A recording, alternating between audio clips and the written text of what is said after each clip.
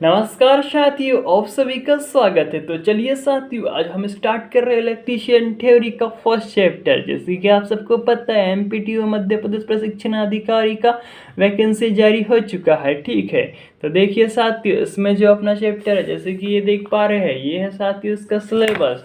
तो आपके पास में साथियों इसका सिलेबस होना बहुत ही जरूरी है, क्योंकि बिना सिलेबस की तैयारी कैसे करोगे। ठीक है, तो भैया इसमें पहला चैप्टर दिया है सेफ्टी एंड प्रिकॉशन, जिससे साथियों आपके 3 से 4 क्वेश्चन 100% बनेंगे एग्जाम में, और बनते ही है। प्रीवियस ईयर के एग्जाम के पेपर उठा के देख लेना, तो इसमें जो मोस्ट आईएमपी मोस्ट जो आते हैं साथियों, वो इसमें देखेंगे आज। ठीक है, तो देखिए, सुरक्षा चिन्ह क्या होते हैं। सुरक्षा चिन्ह साथियों 4 प्रकार के होते हैं, निषेधात्मक, मॉनिटरी मतलब आदेशात्मक, और एक होता है साथियों मतलब इंफॉर्मेशन, और एक होता है अपना वार्निंग साइंस। मतलब कि 4 होते हैं चेतावनी चिन्ह। ठीक है, तो देखिए पहला जो होता है प्रोहिबिटिव, मतलब कि निषेधात्मक। कैसा होता है, उसकी बॉर्डर लाइन कैसी होती है, चित्र का कलर कैसा होता है, अंदर का रंग कैसा होता है, चित्र के सिंबल का रहता है, गोल रहता है, कैसा रहता है, इसके बारे में पूरा जानेंगे। ठीक है, तो देखिए पहला है निषेधात्मक प्रोहिबिटिव। ठीक है, इसमें साथियों इसकी जो क्या होता है, गोल्ड कलर का रहता है, तथा इसमें बॉर्डर तथा एक क्रॉस बनी हुई रहती है, जो क्या कही रहती है, लाल रंग की रहती है। ठीक है, लेकिन जो उसका संकेत रहता है साथियों काले रंग का रहता है। ठीक है, तो चलिए मैं आपको पढ़ के सुना रहा हूँ साथियों, स्पेशल है, बहुत अच्छा मजा आएगा। देखिए चलिए, कार्यशाला में सुरक्षा के लिए कई चिन्हों का प्रयोग किया जाता है, जो निम्न है। पहला है निषेधात्मक चिन्ह, प्रोहिबिटिव साइंस। ये चिन्ह गलत कार्यों की मनाही का संकेत देते हैं। इनका आकार गोलाकार होता है। इन चिन्हों में बॉर्डर तथा लाल रंग का क्रॉस बना होता है। बॉर्डर तथा लाल रंग का क्रॉस बना होता है। इनकी पृष्ठभूमि सफेद होती है। देखिए, इनकी जो पृष्ठभूमि होती है सफेद होती है, तथा ऊपर काले रंग के संकेत चिन्ह बनाए जाते हैं। निषेधात्मक चिन्ह के उदाहरण निम्न है। धूम्रपान न करना, आग न जलाना, जलती आग को जल से न बुझाना। जैसे कि यहाँ पे सिंबल दिए हुए साथियों, एनके की बुक है, इससे आप मिला सकते हैं। ठीक है, smoking and naked flame prohibitive. ठीक है, do not execute with water, मतलब यहाँ जलती हुई आग को पानी से नहीं बुझाना। ठीक है, यहाँ पे बताया गया। ठीक है, जो सिंबल दिए। सेकंड है साथियों आदेशात्मक चिन्ह, मैंडेटरी साइन। कार्य करने के पूर्व तथा बाद में इन चिन्हों द्वारा आदेश दिया जाता है। इनका आकार गोलाकार होता है। ठीक है, गोलाकार होता है। देखिए, ये भी गोलाकार होते हैं, निषेधात्मक भी गोलाकार होते हैं। निषेधात्मक में जो संकेत चिन्ह होता है काला होता है, पृष्ठभूमि व्हाइट मतलब कि सफेद होती है। जो आदेशात्मक होता है साथियों, इन चिन्हों का भी क्या होता है, गोलाकार होता है। ठीक है, इनकी पृष्ठभूमि नीले कलर की होती है। कौन सी होती है, क्वेश्चन आया हुआ है एग्जाम में कि जो आदेशात्मक चिन्ह होता है उनकी पृष्ठभूमि कैसे रंग की होती है, नीले कलर की होती है। तथा उनमें जो चिन्ह बना होता है साथियों कैसा बना होता है, जिसमें लिखा हुआ देखिए, कार्य करने के पूर्व तथा बाद में इन चिन्हों द्वारा आदेश दिया जाता है। इनका आकार गोलाकार होता है। इनकी पृष्ठभूमि नीली होती है, जिसके ऊपर सफेद रंग का संकेत चिन्ह छपा होता है। इनकी पृष्ठभूमि नीली होती है, जिनके ऊपर सफेद रंग का संकेत चिन्ह छपा होता है। ये चिन्ह दस्ताने, टोपी, चश्मा, जूते, मास्क आदि पहनने का आग्रह करते हैं। तो ये जो साइंस है साथियों, ये सब आपको पता होना चाहिए। ठीक है, चिन्ह जैसे यहाँ पे देख पा रहे। ठीक है, आगे देखिएगा। तीसरा है मोस्ट इंपॉर्टेंट, कई बार क्वेश्चन इससे भी उठते हैं कि सूचनात्मक चिन्ह, इन्फॉर्मेटिव है। इन चिन्हों द्वारा सुरक्षा संबंधी जानकारी दी जाती। इनका आकार वर्गाकार होता है। इनकी पृष्ठभूमि हरे रंग की होती है। याद रखिएगा, इंपॉर्टेंट है। ठीक है, तथा संकेत चिन्ह सफेद होता है। संकेत चिन्ह सफेद रंग का होता है। ठीक है, आगे देखिएगा नेक्स्ट। इसके बाद में उदाहरण के लिए इसमें दिया हुआ साथियों, प्राथमिक चिकित्सा दल, पेयजल, पुरुष व महिला प्रसाधन। तो ये देखिएगा, इसमें एक बना हुआ है अपना ये। ठीक है, ये जैसे आप देख पा रहे। ठीक है, आगे देखिएगा सूचनात्मक चिन्ह हो गया। आप देखिए चेतावनी चिन्ह। तो साथ ही जो चेतावनी चिन्ह है, इससे क्वेश्चन हर बार एग्जाम में बनता है। पिछले बार के 2-3 जो मतलब सेट आए पेपर हुए थे, मतलब 4 पेपर हुए थे, मतलब पेपर एक ही था, 4 पेपर थे। ठीक है, 4 शिफ्ट में थे। ठीक है, तो वो पूरा मैंने इस पर डाल के रख दिया, आप चाहे तो उसको देख लेना, मतलब कैसा आया था पेपर। ठीक है, तो देखिए चेतावनी चिन्ह। ठीक है, चेतावनी चिन्ह वार्निंग साइन। इन चिन्हों द्वारा आने वाले खतरे की चेतावनी दी जाती है, जैसे कि बिजली के झटके, आग का भय आदि। ठीक है, इनका आकार त्रिकोण होता है, मतलब कि त्रिकोण होता है, त्रिभुजाकार होता है। इन चिन्हों की पृष्ठभूमि पीले रंग की होती है। भैया, इन चिन्हों की जो पृष्ठभूमि होती है पीले रंग की होती है, तथा संकेत चिन्ह तथा बॉर्डर काले रंग का होता है। बॉर्डर और संकेत चिन्ह काले रंग का होता है, याद रखिएगा, इंपॉर्टेंट है ये क्वेश्चन, ठीक है। विद्युत पावर युक्त कार्यशालाओं व ओवरहेड लाइनों पर कार्यरत इलेक्ट्रीशियन मुख्य रूप से सुरक्षा साधनों का ध्यान रखें। विद्युत उत्पादन केंद्रों, कार्यशालाओं, व्यापारिक संस्थानों, अस्पतालों, ट्रांसपोर्ट विभाग, रेलवे, सड़क पर अक्सर विभिन्न प्रकार के चिन्ह बोर्ड पर प्रदर्शित किए जाते हैं। इनकी पहचान तथा खास बनावट तथा इनके आकार से होती है। इनके द्वारा खतरे की संभावना, बचाव की सलाह तथा सावधानियों का प्रयोग करके सूचना दी जाती है, ठीक है। तो देखिए साथियों, ये जो है ये मोस्ट इंपॉर्टेंट है। यहाँ से एक पिछली बार ये पूछा गया था, टॉक्सिक हज़ार्ड, विषाक्त पदार्थ, विषाक्त, ठीक है, ये क्वेश्चन आया होता है एग्जाम में, ठीक है। आगे देखिएगा नेक्स्ट, इसमें ये आपको जो है डायग्राम बनी हुई है, पूरे किस नाम से जाने जाते हैं, डायग्राम का सिंबल क्या होता है, पूरा याद होना चाहिए, क्योंकि कोई भी सिंबल उठा के एग्जाम में पूछा जा सकता है, ठीक है। Risk of fire, risk of electric shock मतलब कि विद्युत झटका, रिस्क ऑफ फायर मतलब कि आग लगने का खतरा, टॉक्सिक हज़ार्ड मतलब कि विषैला विषाक्त पदार्थ, ठीक है। फिर इसके बाद रिस्क ऑफ एक्सप्लोशन दिया हुआ, ठीक है। ओवरहेड हज़ार्ड दिया हुआ है, general warning, risk of danger, ये जनरल वार्निंग का दिया। ओवरहेड लोड, फ्रिलिंग रूफ मतलब जो छत वहाँ की टूटी फूटी बता रहा है, ठीक है। Forklift truck, corrosive substance, risk of ionization radiation, laser beam, ठीक है, ये पता होना चाहिए। फिर उसके बाद में प्राथमिक उपचार आ जाता है। प्राथमिक उपचार किसे बोलते हैं भी, इसकी डेफिनेशन भी जानेंगे। तो चलिए देखिए, कार्यशाला में कार्य करते समय कब दुर्घटना घटित हो जाए किसी को पता नहीं रहता, और ना ही कार्यशाला में हर समय चिकित्सक उपलब्ध रहता है। ऐसी स्थिति में दुर्घटनाग्रस्त व्यक्ति को अस्पताल ले जाने से पहले तुरंत चिकित्सा देने के लिए कर्मचारी को उचित प्रशिक्षण देना चाहिए, जिससे जरूरत पड़ने में प्राथमिक उपचार किया जा सकता है, ठीक है। अब इसमें कौन सी प्राथमिक उपचार जो फर्स्ट एड बॉक्स रहता है उसमें क्या क्या चीज़ें रहती है, क्वेश्चन आता है।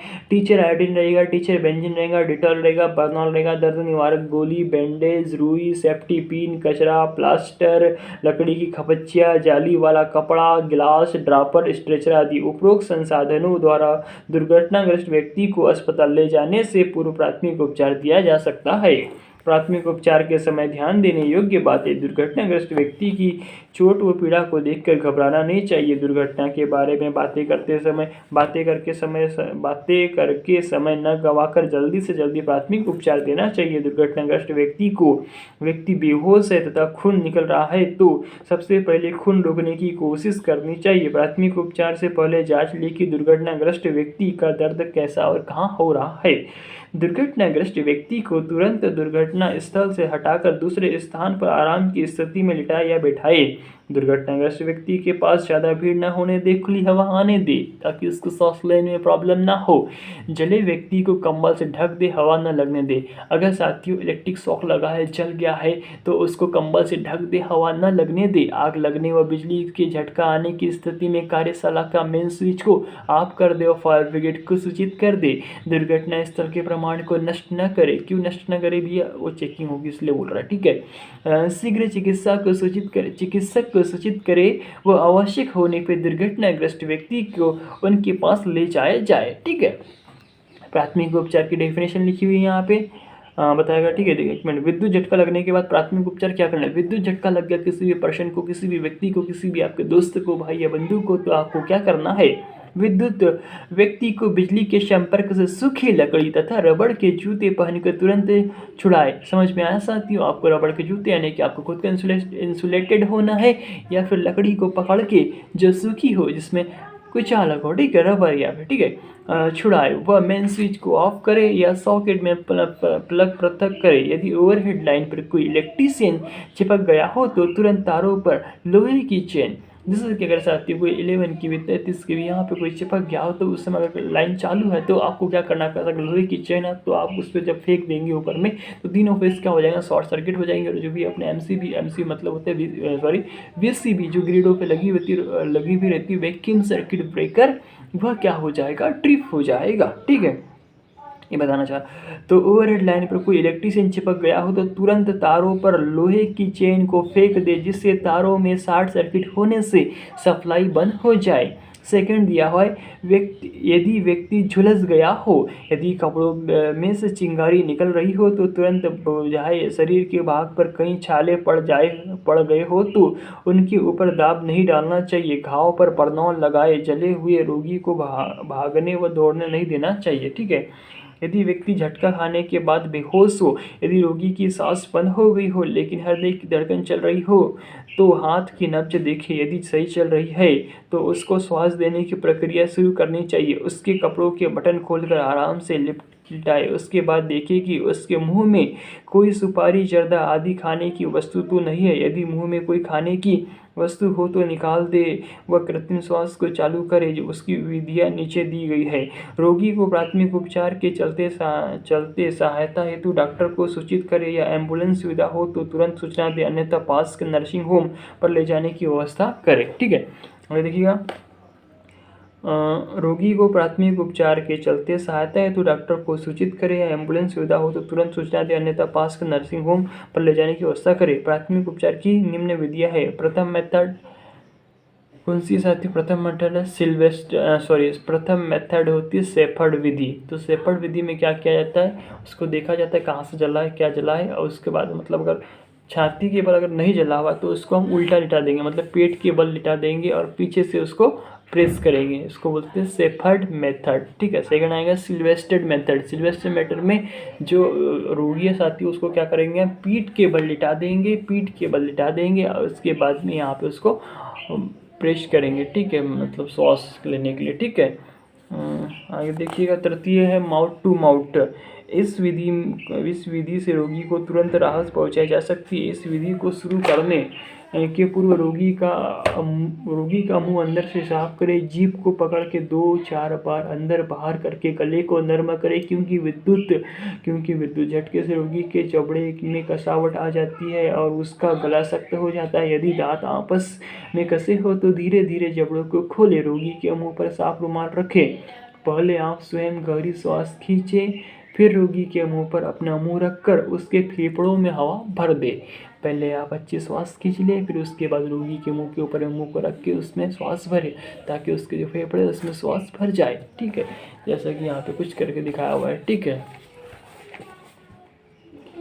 आगे देखिएगा, नेक्स्ट इसमें दिया हुआ, इस प्रक्रिया से रोगी की छाती ऊपर उठानी चाहिए। शीघ्र ही अपना मुंह रोगी के मुंह की पृथक करे, जिससे उसके अंदर की हवा बाहर निकले सके। इस क्रिया को पहले शीघ्रता से करे, कुछ देर बाद 1 मिनट में 15 से 20 बार करे, तब तक करते रहे जब तक कि मरीज स्वयं श्वास लेना प्रारंभ ना कर दे। 15 से 20 बार करना। क्वेश्चन आता है माउथ टू माउथ प्रक्रिया में मुंह से श्वास कितनी बार देना चाहिए, तो 15 से 20 बार करना चाहिए। ठीक है। आगे देखिएगा, नाक से मुंह में लगाकर, नाक में भी दे सकते हैं। तो देखिए, यह विधि प्राथमिक उपचार के लिए काफ़ी लोकप्रिय है। रोगी का मुंह व नाक अच्छी तरह से साफ करे, गहरी श्वास खींचकर उसके मुंह को रोगी की नाक से लगाए तथा हवा उसके फेफड़ों में भरे। शीघ्र ही अपना मुंह हटा ले, जिससे हवा बाहर आ सके।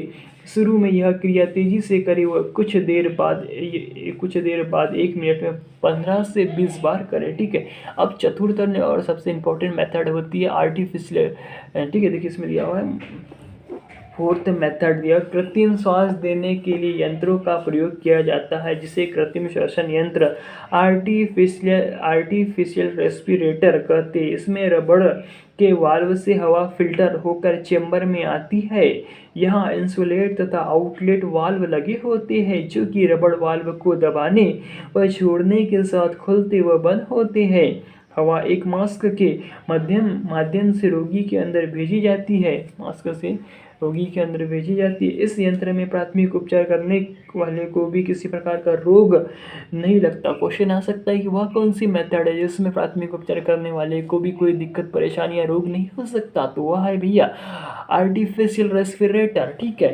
तो इसमें दिया हुआ है, देखिएगा, इस यंत्र से प्राथमिक उपचार करने वाले को भी किसी प्रकार का रोग नहीं लग सकता है। कृत्रिम श्वसन देना बहुत आसान है। रबर के वाल्व को 15 से 20 बार 1 मिनट में ऑपरेट करना चाहिए। 15 से 20 बार 1 मिनट में ऑपरेट करना चाहिए। याद रखिएगा, 1 मिनट में 15 से 20 बार क्वेश्चन आता है एग्जाम में। तो इस क्रिया से आप आसानी से रोगी को मौत के मुंह से बचा सकते हैं। इसे ही प्राथमिक सहायता कहते हैं। तो देखिए, रेस्पिरेटर प्राथमिक उपचार, ये दिया हुआ डायग्राम यहाँ पे आप देखिएगा, इनके की बुक लेके बैठिएगा तो आपका पूरा का पूरा जो है ये क्लियर हो जाएगा। अब आगे नेक्स्ट इसमें दिया हुआ है आग लगने के बाद प्राथमिक उपचार।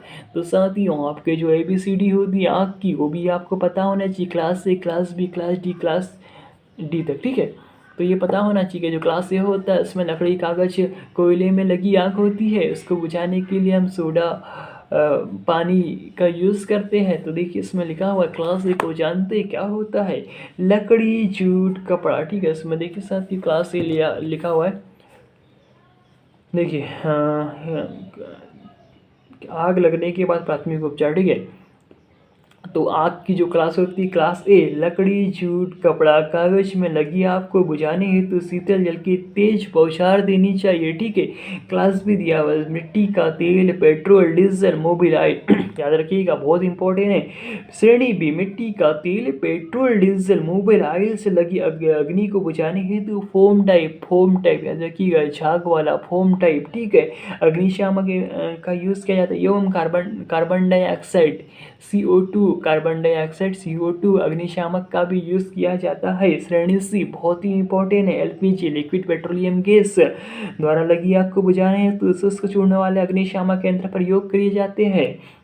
जो क्लास D है साथियों मोस्ट इंपॉर्टेंट, इस पर हजारों बार ट्रकों में भर के क्वेश्चन पूछा गया कि क्लास जो D होती है उसको बुझाने के लिए किस फायर एक्सटिंग्विशर का यूज़ किया जाता है। तो क्लास D को बुझाने के लिए साथियों हेलान टाइप, जो कि विद्युत उपकरणों या तारों में लगी आग को बुझाने के लिए हेलान टाइप फायर एक्सटिंग्विशर का यूज़ किया जाता है। तो देखिएगा बिजली के तारों, उपकरणों, धात्विक पदार्थों में लगी आग को बुझाने के लिए CTC कार्बन टेट्राक्लोराइड, ठीक है, कार्बन टेट्राक्लोराइड व हेलान अग्निशामक यंत्र का प्रयोग किया जाता है, ठीक है। आगे देखिए साथियों उसके बाद में दिया हुआ है व्हाट इज़ फायर। फायर क्या होती है। फायर साथियों 3 चीज़ों से लगती है, अगर ये 3 चीज़ मौजूद है वहाँ पे अवेलेबल है तो आपकी जो फायर है पहला आता है ऑक्सीजन, पहला मतलब oxygen, heat and fuel, heat, oxygen, अगर ये तीनों का ट्रेंगल बन जाता है तो आपकी जो फायर है साथी वो लगना स्वाभाविक सी बात है। आपने देखिए आपके पास में फ्यूल है, ईंधन है, ठीक है, उसको आपने हीट दी माचिस लगा के, और ऑक्सीजन आपको एटमॉस्फेयर वातावरण में मिल जाएगी। ये तीनों चीज़ जब मिल जाती है तो आपकी फायर जल उठती है। तो देखिए किसी ज्वलनशील पदार्थ का जलना ही अग्नि है। इससे प्रकाश से गर्मी उत्पन्न होती है। आग के लिए ऑक्सीजन और ईंधन आवश्यक तत्व होते हैं। ऑक्सीजन, ईंधन और हीट इन तीनों की आवश्यकता होती है। आग लगने के कारण केसेस ऑफ फायर, क्या होता है फायर, तो भैया आग किन किन कारणों से लगती है इस पर भी क्वेश्चन बनता है। सेफ्टी एंड प्रिकॉशन से 100% देखिएगा आपके 3 से 4 क्वेश्चन हर एग्जाम में पूछे जाते हैं, बहुत ही इंपॉर्टेंट। तो देखिए और ये जो फायर है, सेफ्टी है, इन सब पे क्वेश्चन बनते हैं, 100% बनना ही है, ठीक है। तो देखिए आग लगने के कारण, कारखानों में आग लगने के कारण निम्न प्रकार है। विद्युतीय तारों का ढीला होना, अगर तार ढीला है चिंगारी उत्पन्न होगी, उससे क्या होगा आग लग सकती है। विद्युतीय तारों पर अधिक लोड का होना, अधिक लोड होगा करंट अधिक लेगा, केबल पिघल जाएगी, आग लग जाएगी। विद्युत तारों के शॉर्ट सर्किट, न्यूट्रल पे चिपक गए, शॉर्ट सर्किट हो जाएगा। कारखानों में धूम्रपान करने से, ठीक है। तेज चलने वाली मशीनों में तेल का न होना, अगर तेल नहीं रहेगा तो सही बात है यार वाइंडिंग वगैरह होगी जल जाएगी। ज्वलनशील पदार्थों का ध्यान न रखना चाहिए। ज्वलनशील पदार्थों का कहीं भी पेट्रोल डीजल को रख दोगे गर्म हो गया तो जल जाएगा, ठीक है। आग के प्रकार, टाइप्स ऑफ फायर, तो देखिए फिर से यहाँ टाइप्स ऑफ फायर देखते हैं, जैसे class A, class B, class C. तो यहाँ पे विस्तार से दिया हुआ है, चलिए देखते हैं क्लास ए क्या होता है। श्रेणी ए प्रकार की आग, लकड़ी, कागज, कपड़े व जूट, है ना, इनमें लगी आग को क्लास ए प्रकार की आग बोलते हैं, ठीक है। इसको बुझाने के लिए, आग बुझाने के लिए पहले आग की तली में पानी डाला जाता है, तत्पश्चात आग के ऊपर पानी के फव्वारे फेंके जाते, फव्वारे डाले जाते हैं। मतलब कि कुल मिला के क्लास ए को हम पानी से बुझा सकते हैं, जिसके लिए soda acid type fire extinguisher का यूज़ किया जाता है, ठीक है। आगे देखिएगा नेक्स्ट प्रकार का है क्लास बी, ज्वलनशील द्रव तथा ज्वलनशील द्रव, मिट्टी का तेल, डीजल, ये सब है ना, ठीक है। इसको बुझाने के लिए CO2 तथा फोम प्रकार का अग्निशामक मतलब फायर एक्सटिंग्विशर का यूज़ किया जाता है, ठीक है। अब आगे देखिए क्लास सी, गैस या द्रवित गैस में लगी आग को बुझाने, गैस एवं द्रवित गैस में लगी आग को श्रेणी सी प्रकार की आग में रखा जाता है। द्रवित गैस को आग को अधिक सावधानी से बुझाना चाहिए, क्योंकि इसमें विस्फोट या अचानक आग फैलने का डर हमेशा बना रहता है।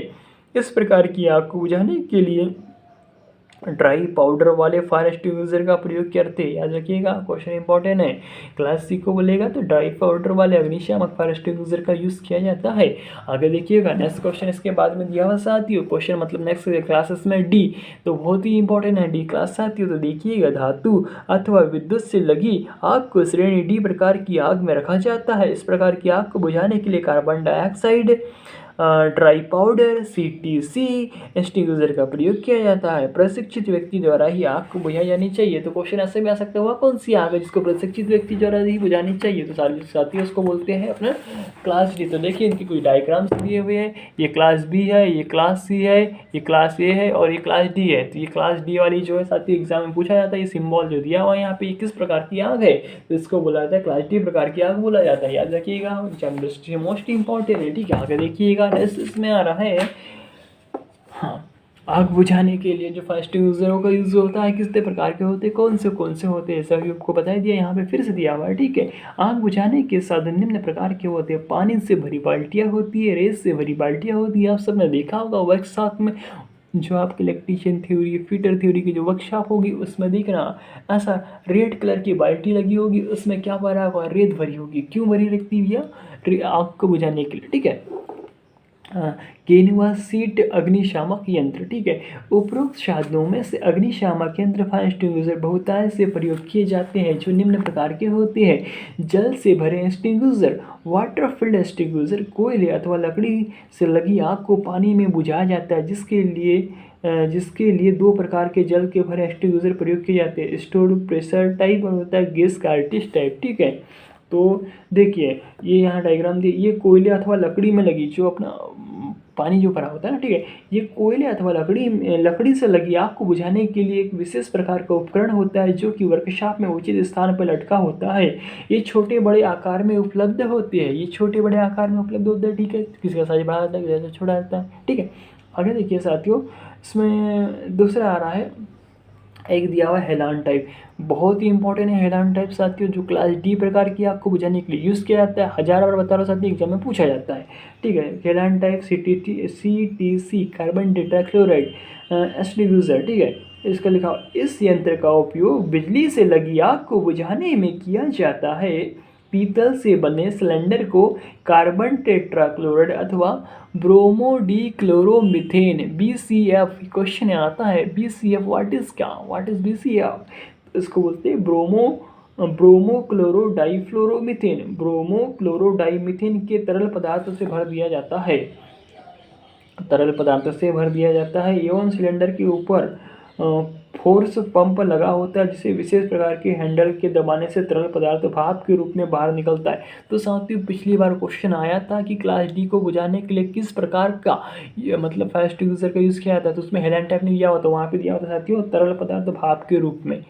तो देखिए ये ऐसा मतलब यहाँ से जो थ्योरी ने साथी थ्योरी के अंदर से क्वेश्चन कर रहा था। ठीक हो, तो देखिए बहुत अच्छे से मैं इसको आपको पढ़ के सुनाना चाहती हूँ। देखिए, इस यंत्र का उपयोग बिजली से लगी आग को बुझाने में किया जाता है। पीतल से बने सिलेंडर को कार्बन टेट्राक्लोराइड तथा ब्रोमोक्लोरोडाइफ्लोरोमीथेन के तरल पदार्थ से भर दिया जाता है, जिसमें एवं सिलेंडर के ऊपर फोर्स पंप लगा होता है, जिसे विशेष प्रकार के हैंडल से दबाने पर एक तरल पदार्थ भाप के रूप में लिक्विड वेपराइज जिसको बोलते हैं। ठीक है, तरल पदार्थ भाप के रूप में बाहर निकलता है, जो आग को बुझाने में कार्य करता है, लिक्विड वेपराइज। एक क्वेश्चन आया हुआ है पिछले बार के एग्जाम में, देख लेना साथियों, मैंने ऑलरेडी इसको डाल के रखा हुआ, तो उसका आंसर दिया लिक्विड वेपराइज। ठीक है, तो ये तरल पदार्थ भाप के रूप में बाहर निकलता है जो आग को बुझाता है, तो इसको बोलेंगे क्लास डी। ठीक है, आगे देखिए दिया हुआ है सूखा पाउडर। ठीक है, तो इस प्रकार के फायर एक्सटिंग्विशर में सूखा पाउडर भरा होता है। ये गैस कार्टिज या स्टोर्ड दोनों प्रकार के हो सकते हैं। इनकी संरचना या कार्यविधि पानी से भरे एक्सटिंग्विशर के समान होती है। इनकी प्रमुख पहचान करने का लक्षण इनका वो फोर्क के आकार का नोजल, ऐसे क्लास सी की आग बुझाने के लिए प्रयोग किया जाता है। जो ड्राई पाउडर होता है साथियों, क्लास सी की आग को बुझाने के लिए प्रयोग किया जाता है। ठीक है, आगे देखिएगा फोम टाइप, जो फोम टाइप होता है उसको क्लास बी में यूज़ करते हैं। तो देखते हैं फोम टाइप में क्या भरा होता है, अंदर में क्वेश्चन आ सकता है भैया जो फोम टाइप होता है उसका सिंबल कैसा होता है, ये सब देखा जा सकता है। ठीक है, तो देखिए फोम टाइप, ये फोम संग्रहित दाब या गैस कार्टिस प्रकार की होती है। यह ज्वलनशील रहित मतलब कि आग नहीं लगती इसमें, ठीक है। ज्वलनशील रहित द्रव, ज्वलनशील रहित द्रव आग तथा रनिंग तेली आयल के लिए उपयुक्त है। रनिंग तेली आयल के लिए उपयुक्त है। इससे विद्युत उपकरणों में लगी आग के लिए इस्तेमाल नहीं करना चाहिए।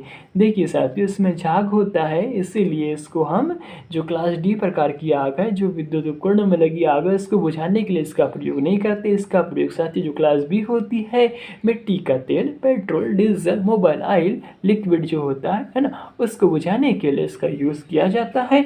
इसमें 2 कंटेनर होते हैं, तो उन कंटेनरों में क्या क्या भरा होता है चलिए देखते हैं, ठीक है। एक बाह मतलब इसमें क्या होता है, एक बाहरी कंटेनर होता है, एक आंतरिक कंटेनर होता है, ठीक है।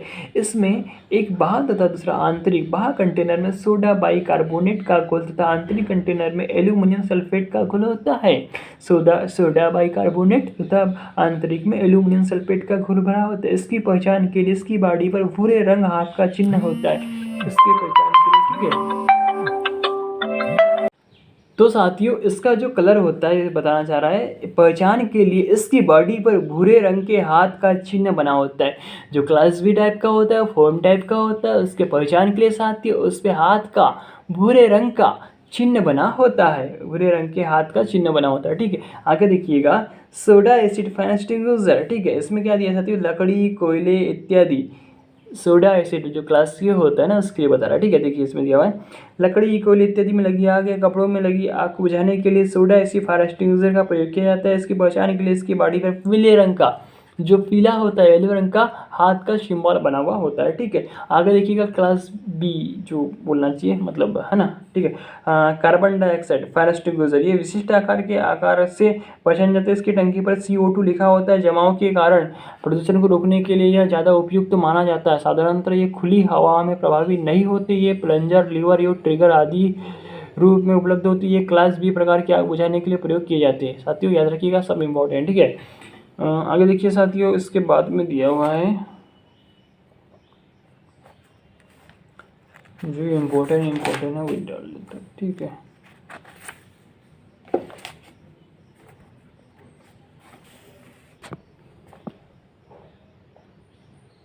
तो साथियों इसमें देखिए एक और क्वेश्चन बहुत इंपॉर्टेंट है, कई बार पूछा जाता है कि जो 5S कॉन्सेप्ट होता है, 5S संकल्पना यहाँ पे लिखा हुआ है, ठीक है। ये क्या होता है, जो पांचों यस होते हैं उनके जो यस होते हैं, यस मतलब जो लिखा हुआ उनका क्या मतलब क्रम रहता है, और किस मतलब first S, second S, 2S, 3S, 5S मतलब इनके यस में से क्या होता है, इनको ये पूछना जाता है, ठीक है। तो देखिए मैं पढ़ना स्टार्ट कर बता रहा हूँ आपको। जो 5S होता है इसको क्वेश्चन आता है कई बार एग्जाम में, ठीक है। 5S संकल्पना को लागू कर कार्य प्रणाली को अपनी वर्तमान स्थिति से व्यवस्थित किया जाता है एवं आमतौर पर यह विधि किसी भी संगठन द्वारा लागू होने वाली प्रथम विधि है। अर्थात 5S एक ऐसी प्रणाली है जो एक व्यवस्थित कार्य प्रक्रिया को कायम रखते हुए अपव्यय को कम करती है एवं उत्पादकता को बढ़ाती है, ठीक है। उत्पादकता को बढ़ाती है एवं दृश्य संकेतों का उपयोग कर और अधिक तर्कसंगत परिचालन परिणाम प्राप्त करने में अपना योगदान देती है। तो 5S साथियों एक जापानी शब्द है जो 5 शब्दों का समूह है जो निम्न है। नंबर पहला है साथियों सॉर्टिंग, मतलब जो पहला ऐसा आएगा साथियों उसका क्या आएगा, सॉर्टिंग। सेकंड आएगा सिटिंग इन ऑर्डर। तीसरे में आएगा सिंप्लीफाइंग स्टैंडर्ड और मतलब सिंप्लीफाइंग सरलीकरण, ठीक है। चौथे में आएगा साथियों स्टैंडर्डाइजिंग मानकीकरण, और पांचवें में आएगा सेल्फ डिसिप्लिन मतलब कि स्वयं अनुशासन। तो सॉर्टिंग मतलब छटिंग हो जाएगा, सिटिंग इन ऑर्डर मतलब क्रम निर्धारण हो जाएगा, क्रमबद्ध हो जाएगा, सिंप्लीफाइंग मतलब सरलीकरण हो जाएगा, स्टैंडर्डाइजिंग मतलब मानकीकरण हो जाएगा, सेल्फ डिसिप्लिन स्वयं अनुशासन। तो ये साथियों अगर जो पाँचों यस होते हैं, इन पाँचों यस के बारे में आपको पता होना चाहिए, ठीक है। नंबर पहला है छटनी। छटनी से अभिप्राय प्राय है सभी अनावश्यक उपकरण तथा पुर्जों को हटाना। कारखाने के प्रत्येक पुर्जे का निरीक्षण करके उन सभी पुर्जों को हटाए जो आवश्यक नहीं है। दूसरे में आएगा क्रम निर्धारण। प्रत्येक वस्तु के लिए एक निर्धारित जगह होनी चाहिए तथा प्रत्येक वस्तु अपने स्थान पर होनी चाहिए। वस्तु का स्थान उस स्थान से नज़दीक होनी चाहिए जहां वस्तु का अधिकतम प्रयोग होता है, ताकि मजदूरों को बार बार उसी उपकरण को खोजने में समय व्यर्थ नहीं करना पड़े। सरलीकरण, ठीक है। उत्पादन की सारी प्रक्रिया सरल एवं स्पष्ट होनी चाहिए, उसके मतलब सरलीकरण, ठीक है। तीसरा हो गया, फिर चौथे में आ जाएगा प्रमाणीकरण मतलब होता है स्टैंडर्डाइजिंग।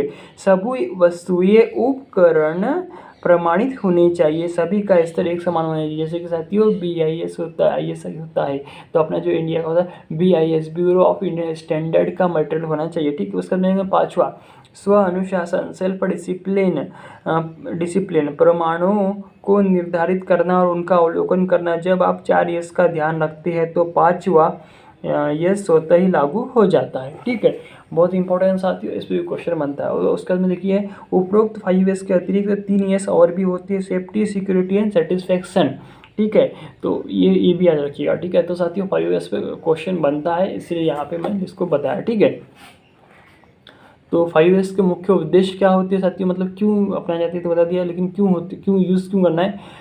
उन्नत संयंत्र अनुरक्षण के लिए, क्वालिटी मेंटेन करने के लिए, बेहतर सेहत और सुरक्षा के लिए 5 यस को अपनाने वाले सभी प्रबंधक इस बिंदु पर एकदम एकमत है कि 5 यस को लक्ष्य से प्रेरित होना चाहिए। ठीक है, आगे देखिएगा। हाँ साथियों, इसमें मानक मानकीकरण दिया हुआ है। ठीक है, तो ये क्या होता है आपको पता होना चाहिए। किसी तंत्र, प्रक्रम, सेवा या उत्पादन के बारे में निर्धारित आवश्यक मानदंडों को मानक कहा जाता है। मानक प्राय एक दस्तावेज के रूप में होते हैं। किसी भी देश में निर्मित सामग्री, औजार, उपकरण एक निश्चित मानक के होने चाहिए। इस आवश्यकता की पूर्ति के लिए कई संगठन बनाए गए। उत्पादन की गुणवत्ता, उत्पादन को डिजाइन विकसित करने में समय व लागत कम करना, अनावश्यक रूप से इच्छित आकार, प्रकार एवं माप के उत्पाद बनाने पर रोक, सुरक्षा, चुनने, खरीदने या उपयोग करने में सुविधा आदि मानकीकरण का उद्देश्य है। भारतीय वस्तुओं के स्थानीय और अंतर्राष्ट्रीय बाजार में विक्रय के लिए कुछ निश्चित मानकीकरण विभिन्न आवश्यक है। भारतीय मानक ब्यूरो मतलब BIS, bureau of Indian standard, अपनी विभिन्न वस्तुओं के लिए पुस्तिकाओं द्वारा निर्देशित करता है। बिजली के उपकरण, मशीन आदि सभी BIS, ISI प्रमाणित होने चाहिए। विभिन्न देशों के स्टैंडर्ड संगठन निम्न है। BIS bureau of Indian standard हो जाएगा। ठीक है, ISO अंतर्राष्ट्रीय मानक संगठन, इंटरनेशनल स्टैंडर्ड ऑर्गेनाइजेशन।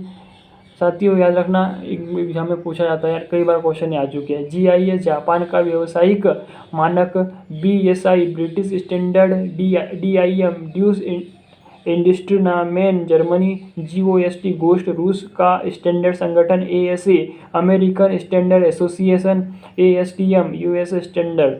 अब है इकाइयों की SI प्रणाली। तो साथियों लेंथ का मीटर होता है, मास का किलोग्राम होता है, टाइम का सेकंड होता है, इलेक्ट्रिक करंट का एम्पीयर होता है, थर्मोडायनामिक टेम्परेचर का केल्विन होता है, लुमिनस इंटेंसिटी की कैंडला होता है, और एक होता है क्वांटिटी ऑफ मैटर का मोल होता है। और ये हो गया साथियों अपना मूल इकाई। अब तो संपूरक इकाई, जैसे ये प्राथमिक इकाई हो गया, और आता है संपूरक इकाई। प्लेन एंगल मतलब होता है रेडियन, उसका इकाई हो जाएगा, और सॉलिड एंगल मतलब होता है स्टेरेडियन। प्लेन एंगल मतलब समतल कोण का होता है रेडियन, और सॉलिड एंगल मतलब होता है ठोस कोण का होता है साथियों स्टेरेडियन। ठीक है, plane angle radian, solid angle steradian.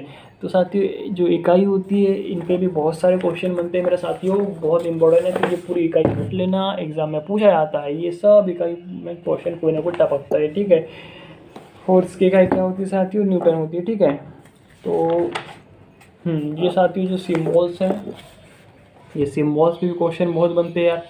ये क्वेश्चन सिम्बॉल पूरे आपको याद करने होंगे। ठीक है, तो साथियों ये पूरे सिंबल पढ़ के जरूर जाना, मतलब अपना जो पार्ट एक सेफ्टी प्रिकॉशन ये निपट गया समझ लो आज। ठीक है, तो इसमें जो न्यू टाइप क्वेश्चन आए हुए हैं मैं वो आपको सुना देता हूँ आगे। ठीक है, किस प्रकार का फायर एक्सटिंग्विशर विद्युत आधारित अग्नि के लिए प्रयोग नहीं करना चाहिए।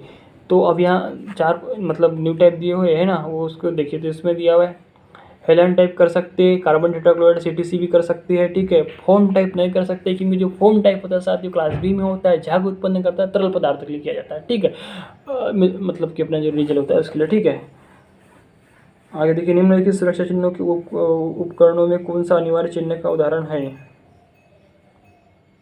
अच्छा ये तो यहाँ दिया हुआ है। ठीक है, सेकंड